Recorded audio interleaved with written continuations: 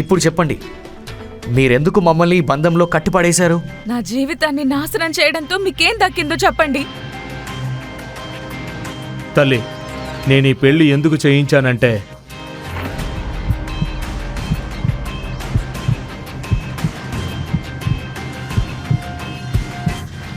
తాతయ్య ఏమైంది? తాతయ్య తాతయ్య ఏమైంది? రుద్ర రుద్ర ఏదన్నా చేయండి. ఏమవుతోంది? లేవండి తాతయ్య, ప్లీజ్ లేవండి. నందిని, మీ తాతగారు ఇక లేరు. మేడం గారు, ఈసారి నందిని పాప కోసం మీకు ఖచ్చితంగా నచ్చే సంబంధాలని తీసుకొచ్చాను. ముఖేష్ తాళ్ళూరి తన మనవరాలి కోసం పెద్ద పెద్ద సంబంధాల్ని కూడా తిరస్కరించడం చూసి అందరూ అసలు ఆయన ఎలాంటి వాడిని కోరుకుంటున్నారో తెలుసుకోవడానికి ఆసక్తిగా ఎదురుచూస్తున్నారు. మావయ్య, ఈ ఒక్కసారి చూడండి. నా మనవరాలి కోసం ఇలాంటి వాళ్ళని తీసుకొస్తారా? Get out! మావయ్య, మీరు నా కూతుర్ని జీవితాంతం పెళ్లి చేయకుండా కూర్చోబెడతారా? మంచి సంబంధాలు వస్తున్నాయి, ఎందుకు అందరినీ వద్దంటున్నారు? అసలు మీ ప్రాబ్లం ఏంటి? వీరిలో ఎవరూ మన నందినికి తగినవారు కాదు. నందినికి తగిన అబ్బాయి దొరికినప్పుడు ఆమె పెళ్లి చేస్తాను. తగినవారు కాదా? యష్ మల్హోత్రా ఇండస్ట్రీస్ కి ఏకైక వారసుడు. అంతకు ముందు వచ్చిన అబ్బాయి వచ్చే నెలలో క్రికెట్ టీం కెప్టెన్ కాబోతున్నాడు. మరి అంతకు ముందు చూసిన అబ్బాయి ప్రైమ్ మినిస్టర్ కి మేనల్లుడు.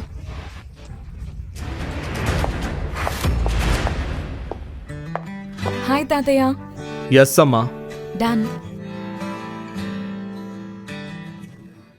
నందిని ముఖేష్ తాళ్ళూరి ఏకైక మనవరాలు. ప్రపంచం ఆశ్చర్యపోయేలా ఆమె కోసం నేను అబ్బాయిని వెతుకుతాను. నా కూతురి కోసం ఏ రాజ్యపు రాకుమారుని వెతుకుతున్నారో మరి నాకు అర్థం కావడం లేదు. నీకు బుద్ధుందా లేదా? అది కాదు సార్. 1000 రూపాయల షూ పాడు చేసావు. వైర్ షూకి బ్లాక్ పాలిష్ ఎవడైనా వేస్తాడా? క్షమించండి సార్, మనుషులం కదా, తప్పవుతుంది కదా. తప్పు చేసి పైగా వాదిస్తున్నావా? ప్లీజ్ వదిలేయండి సార్, పాపం పిల్లాడు, తప్పు జరిగిందంటున్నాడు కదా, క్షమించండి. వీడినేం చేయాలో నువ్వు నాకు చెప్తున్నావా? నీ లిమిట్స్లో నువ్వుండు. నువ్వు కూడా ఈ షాప్లో షూ పాలిష్ చేసేవాడివే. అయినా నీకు వీడి మీద జాలి కలుగుతుంది కదా. ఇదిగో, ఇప్పుడే ఈ షూ నువ్వు క్లీన్ చేయి. వెళ్ళు, క్లీన్ చేయి. ఏంటి నా మొహం చూస్తున్నావు? లోపలికి వెళ్ళు.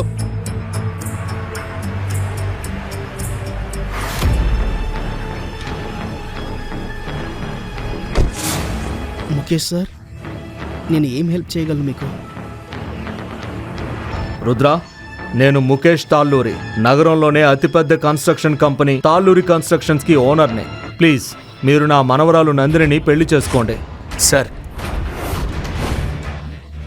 మీరెందుకు ఇలా చేయాలనుకుంటున్నారు? మీ మనవరాలు నాలాంటి బూట్ పాలిష్ చేసేవాడిని ఎందుకు పెళ్లి చేసుకుంటుంది? అందరి ముందు నేను ఇదంతా చెప్పలేను. ప్లీజ్ నాతో రండి. రుద్ర, నువ్వెవరో నాకు తెలుసు. నువ్వు బూట్ పాలిష్ చేసేవాడిలా ఎందుకుంటున్నావో కూడా తెలుసు. ఏంటి? కానీ మీకు ఇదంతా... మిగిలిందంతా ఇందులో రాసుంది.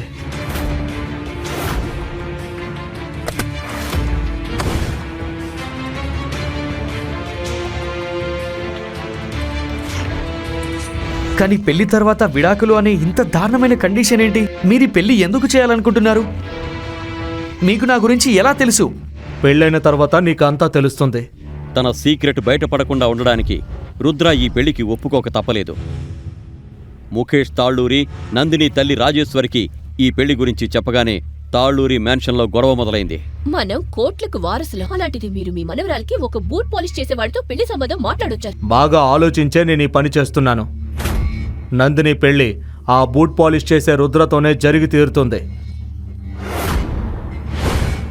ఈ పెళ్లి జరగడం చాలా అవసరం. ఈ పెళ్లి తర్వాత నందిని జీవితం రాత్రికి రాత్రే మారిపోతుంది. మారడం కాదు, నాశనం అవుతుంది. మీకెందుకు అర్థం కావడం లేదు మావయ్య? సరే, మీరు ఏం చేయలేకపోతే నేను అత్తయ్యతో మాట్లాడతాను. అత్తయ్య చూడండి, మావ ఏం మాట్లాడుతున్నారో. ప్లీజ్ ఆయనకి అర్థమయ్యేలా చెప్పండి. వీరిద్దరి పెళ్లి జరగడం చాలా అవసరం. నేను స్వయంగా వెళ్ళి వీళ్ళిద్దరి జాతకాలను పండితుడికి చూపించాను. ఆ అబ్బాయి నందిని జీవితంలోకి రావడం కోయిన్సిడెన్స్ కాదు. ఈ బంధాన్ని ఆ పైనున్న దేవుడు నిర్ణయించేశాడు. అత్తయ్య మీరేం మాట్లాడుతున్నారు?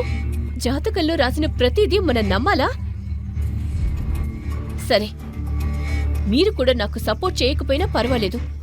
నేను ఒంటరిగానైనా నా కూతుర్ని ఈ పెళ్లి నుండి కాపాడుకుంటాను. ఎవరైనా నన్ను ఆ రుద్రని పెళ్లి చేసుకోమంటే నేను నా నరాలు కోసుకుంటాను. Nandini, please please please stop it, stop it please. ఏం చేసుకోకు, ఈ కత్తిని తీసేయ్. లేదు మమ్మీ, నా జీవితం నాశనం అవుతుంది. ఆ రుద్రని మీరు చూశారు కదా, పేదవాడు, చదువుకోలేదు, చిరిగిన బట్టలు వేసుకుంటాడు. పెళ్లి తర్వాత అతను నన్ను ఏ బస్తీకి తీసుకుపోతాడో కూడా తెలీదు. ఇదంతా తెలిసినా కూడా పెళ్లి చేసుకోమంటున్నారా? లేదు లేదు, నువ్వు ఎక్కడికి వెళ్ళనవసరం లేదు. పెళ్లి తర్వాత రుద్ర ఇక్కడ మనతో పాటు ఉంటాడు. నువ్వు నీ సుఖాలను వదులుకోవాల్సిన అవసరం లేదు. నో, అయినా సరే నేను అతన్ని పెళ్లి చేసుకోను. ఒకవేళ తాతగారు నన్ను బలవంతం చేస్తే నేను నా ప్రాణాలు తీసుకుంటాను. Stop it, stop it. 1 minute, నేను ఎక్స్ప్లెయిన్ చేస్తాను. మావయ్య, మీరెందుకు ఇలా చేస్తున్నారు? మీ మనవరాలి ప్రాణాలు తీయాలనుకుంటున్నారా? ఇప్పటికిప్పుడు ఈ పెళ్లి క్యాన్సిల్ చేయకపోతే నేను మీపై కేసు పెడతాను.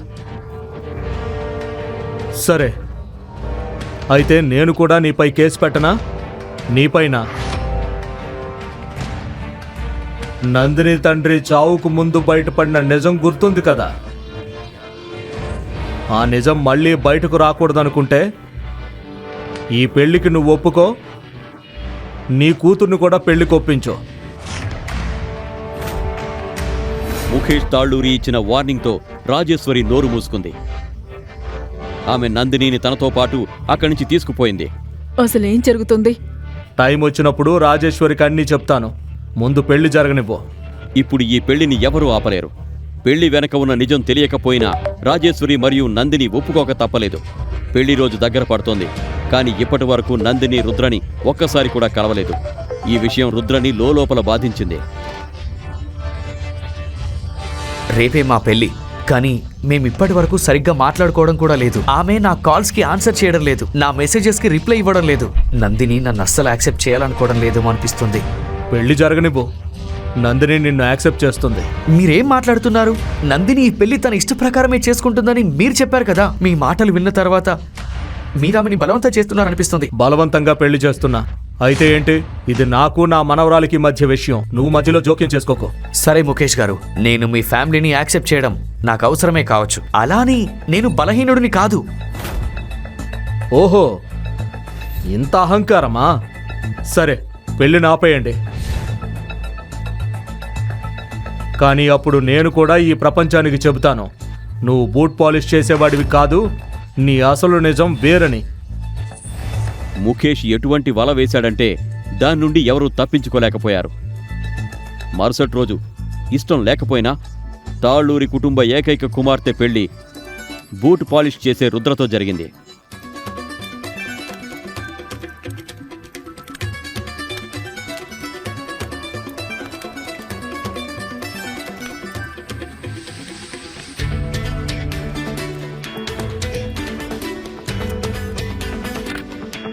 ఇప్పుడు చెప్పండి, మీరెందుకు మమ్మల్ని ఈ బంధంలో కట్టిపడేశారు? నా జీవితాన్ని నాశనం చేయడంతో మీకేం దక్కిందో చెప్పండి. తల్లి, నేను ఈ పెళ్లి ఎందుకు చేయించానంటే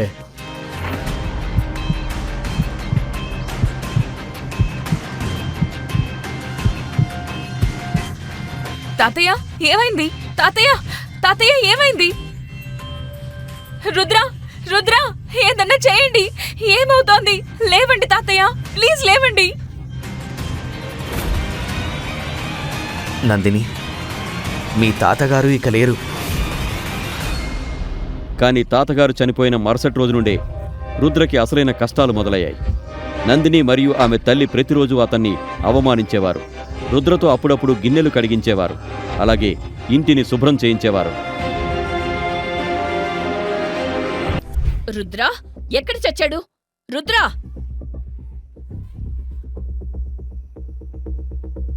అమ్మా, అతను నిన్న రాత్రి నుంచి కనిపించడం లేదు. అతని ఫోన్ కూడా స్విచ్ ఆఫ్ వస్తుంది. రానివ్వు వాణ్ణి. ఈ రోజు వాడితో ఇంట్లో ఉన్న బాత్రూంలన్నీ మోకాళ్లపై కూర్చోబెట్టి శుభ్రం చేయిస్తాను చూడు. ఫోన్ కూడా కలవడం లేదా? అమ్మా, ఈ రోజు నా లైఫ్ లోనే బిగ్ డీల్ వచ్చింది. ఆ డీల్ రుద్ర డాక్యుమెంట్స్ పై సైన్ చేస్తేనే కంప్లీట్ అవుతుంది. అతను సైన్ చేయకపోతే అంత నాశనం అయిపోతుంది, అంతా అయిపోతుంది. నందిని తాతగారు ముఖేష్ తాలూరి చనిపోయే ముందు వారి కంపెనీ పవర్ ఆఫ్ అటార్నీని రుద్ర పేరు మీద రాశారు. దీని కారణంగా కంపెనీ తీసుకునే ప్రతి నిర్ణయానికి రుద్ర సంతకాలు అవసరం. ఏవైతేనే మమ్మీ, ఆ రుద్రని వదిలించుకోవడానికి నేనొక ప్లాన్ వేశాను. ఈ 5 ఫైల్స్ పై రుద్ర సంతకం చేయాలి.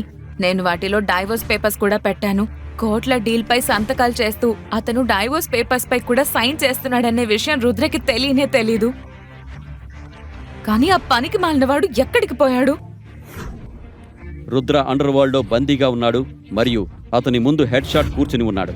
అండర్ వరల్డ్కు చెందిన ఆ కిరాతక డీలర్కి సంబంధించి కోట్ల డ్రగ్ సిండికేట్ను రుద్ర నాశనం చేశాడు. హెడ్ షాట్ కళ్లలో ద్వేషం, రుద్ర ముఖంపై కేవలం ఉత్కంఠ మాత్రమే కనిపించింది. నా గురించి పోలీసులకు చెప్పి నువ్వు మంచి పని చేశాననుకుంటున్నావా రుద్రా? నువ్వు నాపై కంప్లైంట్ చేసి తప్పించుకోగలననుకున్నావా? చాలా తప్పుడు వ్యక్తితో పెట్టుకున్నావు రుద్రా.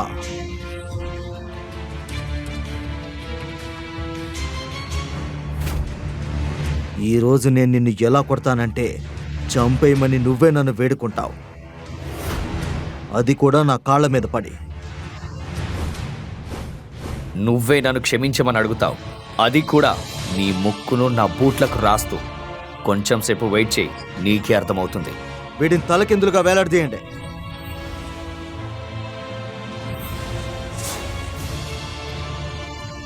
మహాకాలుడిని వినాశకుడని ఎందుకంటారో తెలుసా?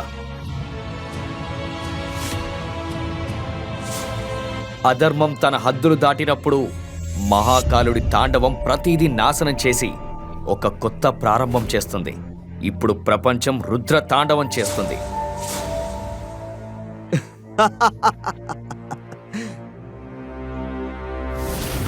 వీడి బట్టలు తీసేయండి. హెడ్ షాట్ అనుచరులు రుద్ర ఒంటిపై మిగిలిన బట్టల్ని తీయడానికి ముందుకు రాగానే వేర్ హౌస్ వాతావరణం సడన్ గా మారిపోయింది. జై మహాకాల్!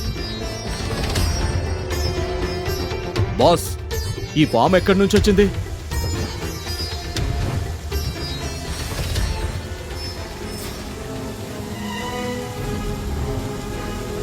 ఆ తరువాత డమరకం శబ్దం హెలికాప్టర్ల ఘనఘన శబ్దంగా మారడం మొదలైంది.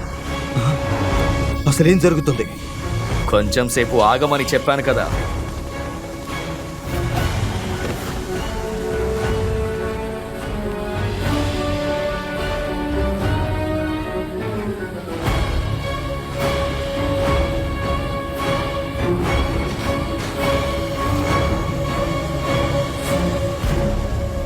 బ్లాక్ క్యాట్ కమాండోల లీడర్ కెప్టెన్ విక్రాంత్ గాయాలతో తలక్రిందులుగా ఉన్న రుద్రాన్ని చూడగానే కోపంతో ఊగిపోయాడు. బాస్టర్డ్, నువ్వేం చేశావు? ఇతనెవరో నీకు తెలియదా? ఆ హెడ్ షాట్ పొగరంతా అణిగింది. ఆ తర్వాత విక్రాంత్ హెడ్ షాట్ కి చెప్పిన మాటలు విని హెడ్ షాట్ షాక్ అయ్యాడు. కానీ రుద్రాతో ఏమైనా చెప్పడానికి ముందే రుద్ర అక్కడి నుంచి వెళ్ళిపోయాడు.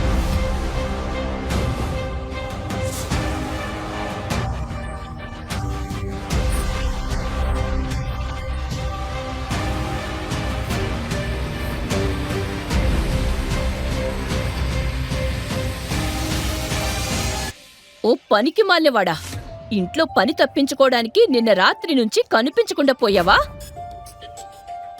చెప్పేది విను, ఇక్కడ నీకు ఫుడ్ ఫ్రీగా రాదు. నువ్వు ఈ ఇంట్లో ఉండాలంటే నేను చెప్పిందంతా చెయ్యాల్సిందే. అంతేకాదు, నాకు చెప్పకుండా బయట అడుగు పెట్టావంటే నీ కాళ్ళు విరగ్గొడతాను, అర్థమైందా? అరే మమ్మీ, కామ్ డౌన్ మమ్మీ. ఇంటికి రాగానే మళ్ళీ మొదలు పెట్టావా? కనీసం ఒక గ్లాసు నీళ్ళైనా ఇవ్వాలి కదా. రుద్ర బేబీ, బేబీ, నువ్వెక్కడికి వెళ్ళావు? నిన్న రాత్రి నుంచి నేను నిన్ను ఎంత మిస్ అయ్యానో తెలుసా? ఎక్కడికి వెళ్ళిపోయావు? ఏమైంది నందిని? ఏదైనా పనుందా? రుద్ర, నేను నీ వైఫ్ని. కేవలం పని కోసమే నిన్ను గుర్తు చేసుకుంటానా? నార్మల్గా మిస్ అవ్వకూడదా? ఆ రోజు రుద్రకి నందిని ప్రవర్తన అస్సలు అర్థం కాలేదు. పెళ్ళై 3 ఏళ్లు గడిచినా తన గదిలోకి కూడా ఎప్పుడూ రానివ్వని ఆ అమ్మాయి ఆ రోజు రుద్ర భుజంపై తలపెట్టి అతని యోగక్షేమాలు అడుగుతోంది. రుద్ర, నీకు గుర్తుందా? రేపు మన యానివర్సరీ. గుర్తు లేకపోవడం ఏంటి నందిని? ఈ రోజు కోసం నేను ఏడాది అంతా ఎదురు చూస్తున్నాను. పైగా నేను నీకొక సర్ప్రైజ్ కూడా ప్లాన్ చేశాను. నువ్వు చాలా స్వీట్ రుద్ర. సరే, నేను మన యానివర్సరీకి ఏం గిఫ్ట్ అడిగినా నువ్వు ఇస్తావా? గిఫ్ట్ ఏంటి నందిని, నువ్వు నా ప్రాణం అడిగినా ఇస్తాను. ఓయ్ మజ్ను, ప్రాణం ఇవ్వాల్సిన అవసరం లేదు. నా కూతురికి ఏ గిఫ్ట్ కావాలో అది ఇవ్వు చాలు. మమ్మీ, నువ్వు మా మధ్యలో ఎందుకు మాట్లాడుతున్నావు? 1 minute బేబీ. ఇలా చెప్పి నందిని ఆ కాగితాలను రుద్ర ముందుంచి వాటిపై సైన్ చేయమని చెప్పింది. వీటిపై నీ సైన్ కావాలి. నందిని, ఇవి దేనికి సంబంధించిన పేపర్లు? బేబీ, రేపు మన యానివర్సరీ కదా, దీనికోసమే నేను ఒక సర్ప్రైజ్ ప్లాన్ చేశాను.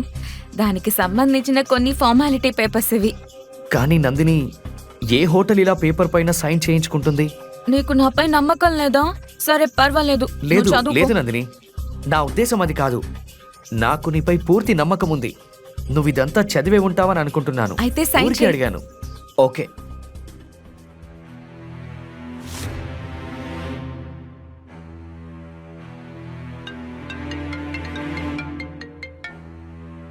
నందిని, ఒక ఇంపార్టెంట్ కాల్. 2 minutes.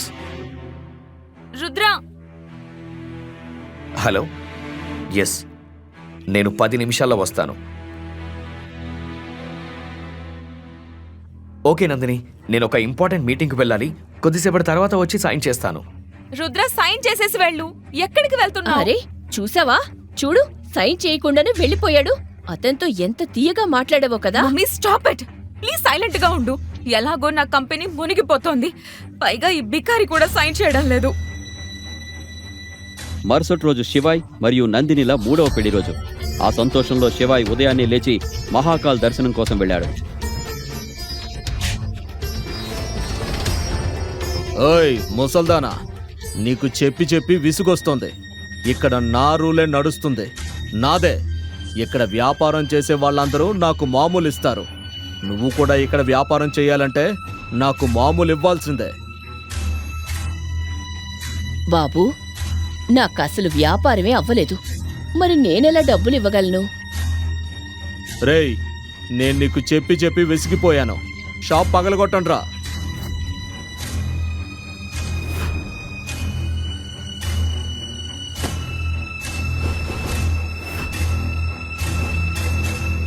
మహాకాలుడి నగరంలో ఒకే ఒక్కరి రూల్ నడుస్తుంది.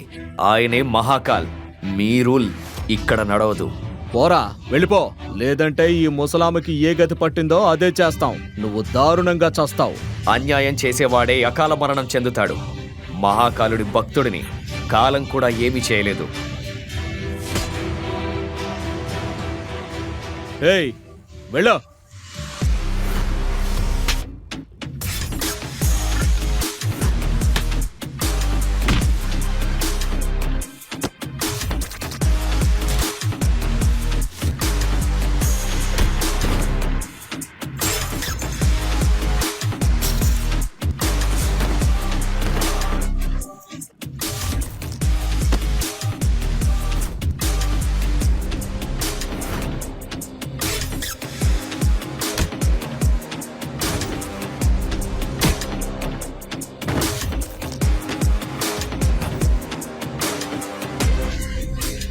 రేపటి నుండి అమ్మని ఇబ్బంది పెడితే లేదు. అన్నా అన్నా అన్నా అన్నా, క్షమించండి క్షమించండి.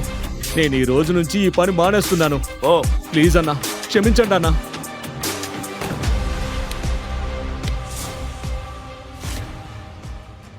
రుద్రా, బాబూ, నువ్వు ఈ రోజు రావటం మంచిదయింది. ఎందుకు చింతిస్తున్నావమ్మా?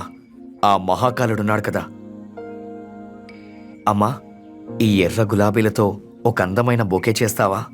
ఈ రోజు ఏదైనా స్పెషలా?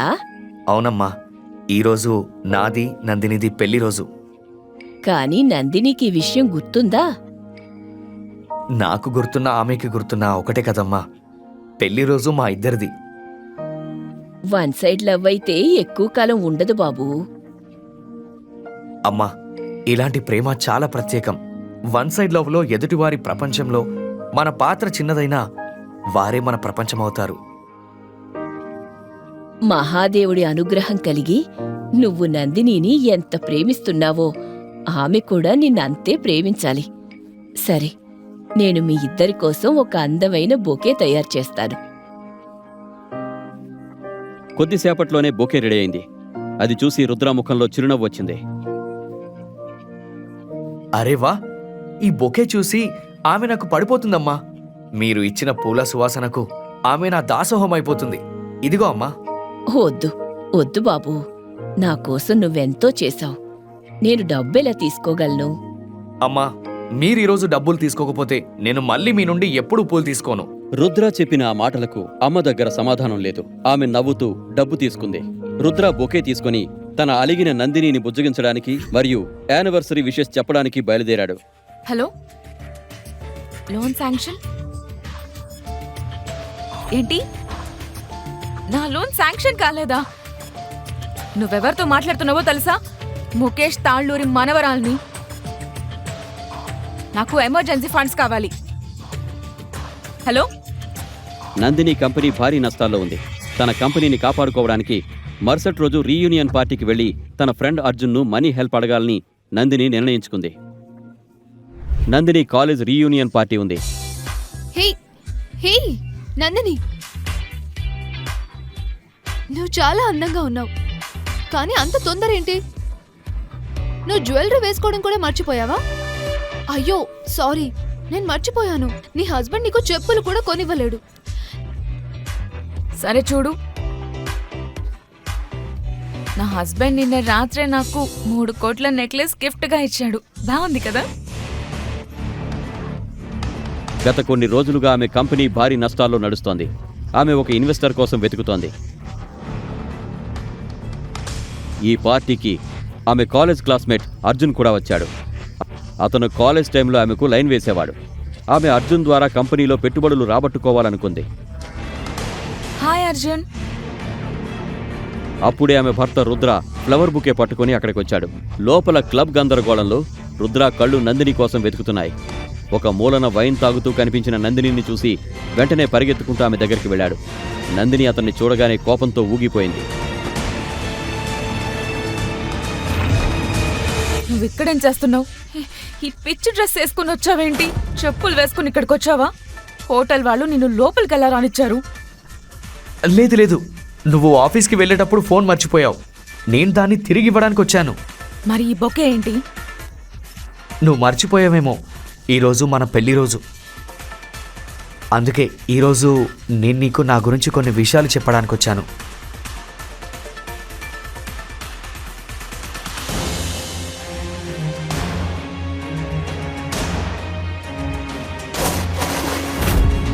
అక్కడ ఉన్న ప్రతి ఒక్కరూ ఇప్పుడు రుద్ర, అర్జున్ మరియు నందిని వైపు చూస్తున్నారు. Let's dance. నందిని, ఒక్కసారి నా మాట విను. నేను నీకు నిజం చెప్పాలనుకుంటున్నా. ఆ పూలను చూసావా?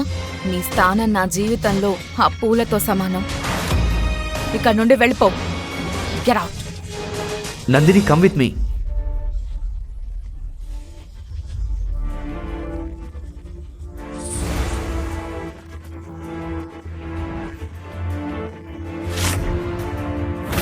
అర్జున్, నువ్వు నాకు హెల్ప్ చేస్తావా? తప్పకుండా చేస్తాను. ఏదేమైనా నువ్వు నా ఫ్రెండ్వి కదా. కానీ నాదో కండిషన్. 2 కోట్లు కావాలంటే నువ్వు ఈ సాయంత్రం మొత్తం నా ఒళ్ళో కూర్చోవాలి. 10 కోట్లు కావాలంటే నువ్వు ఒక రాత్రి నాతో ఉండాలి. చెప్పు, నీకు ఓకేనా?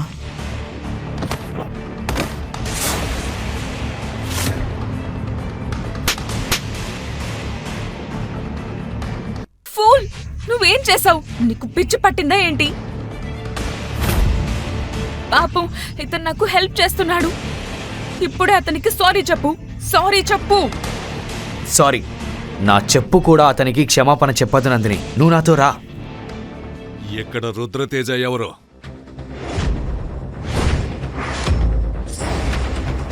నేనే రుద్రతేజ. నా చేతిలో చావకూడదనుకుంటే నీ రౌడీలను తీసుకొని ఇక్కడి నుంచి వెళ్ళిపో. Hey,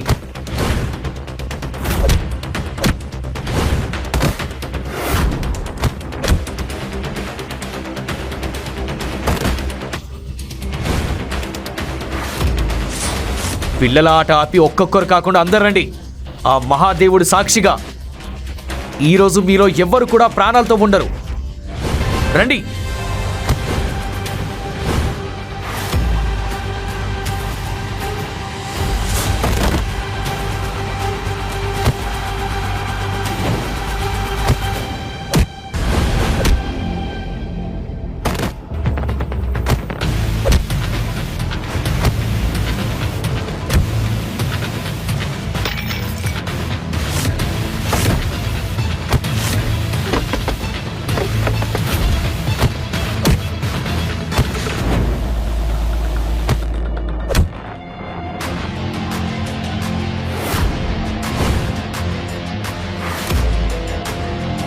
head shot.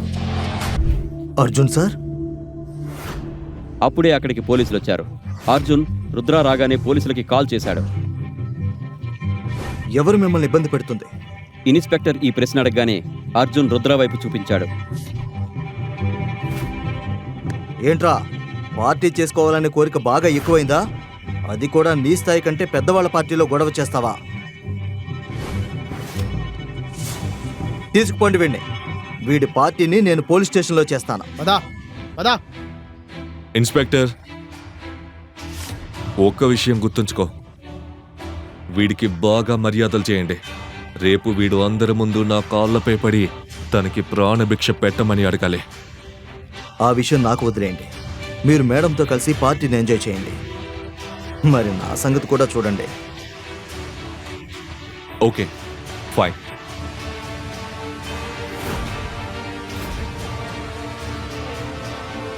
రుద్రని పోలీస్ స్టేషన్కి తీసుకెళ్లి ఒక కుర్చీలో కూర్చోబెట్టారు. అక్కడ కూర్చోగానే అతను తన జేబులోంచి సిగరెట్ తీసి లైటర్ తీసి దాన్ని వెలిగించడానికి ప్రయత్నించగా ఒక చేయి ఆ లైటర్ను కింద పడేసింది. ఇది నీ బాబుగాడి ఇల్లు అనుకుంటున్నావా? ప్రశాంతంగా కూర్చుని సిగరెట్ తాగుతున్నా? కానిస్టేబుల్, వీడి బట్టలన్నీ తీసి ఐస్ పై పడుకోబెట్టండి. వీడి పొగరంతా చల్లబడుతుంది. ఇన్స్పెక్టర్ ఇలా చెప్పాడో లేదో అప్పుడే ఆ పోలీస్ స్టేషన్ పైన హెలికాప్టర్లు చక్కర్లు కొట్టడం మొదలుపెట్టాయి. వాటిలో నుండి బ్లాక్ క్యాట్ కమాండోలు బయటకొచ్చి స్టేషన్ను చుట్టుముట్టారు.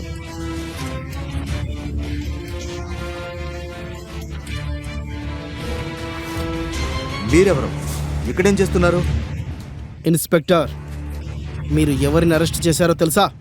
అలా అని ఆ కమాండో రుద్ర వైపు వెళ్లి కింద పడి ఉన్న లైటర్ తీసి అతని సిగరెట్ను వెలిగించాడు.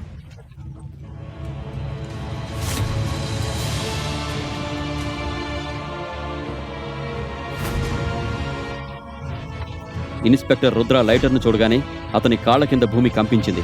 అతని కాళ్లు వణకడం మొదలైంది. అతను తన మోకాళ్లపై పడి రుద్ర ముందు చేతులు జోడించి ఇలా అన్నాడు.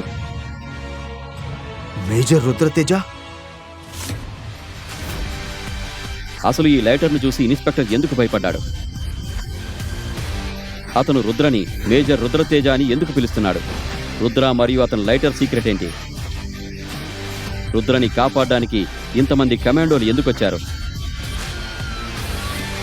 రుద్ర అంత గొప్పవాడైతే ఒక పేద ఇల్లరికవనుడిగా ఎందుకు నటించాడు? రుద్ర భార్య నందిని అతని సీక్రెట్ను తెలుసుకోగలదా? ఇక ముందు ఏం జరగబోతోంది? ఈ ప్రశ్నలకు సమాధానాలు తెలుసుకోవాలంటే నెక్స్ట్ ఎపిసోడ్ వినాల్సిందే. క్రింద ఇచ్చిన లింక్ ని క్లిక్ చేసి పాకెట్ ఎఫ్ఎం యాప్ ని ఇన్స్టాల్ చేసుకోండి. Stay tune to pocket FM.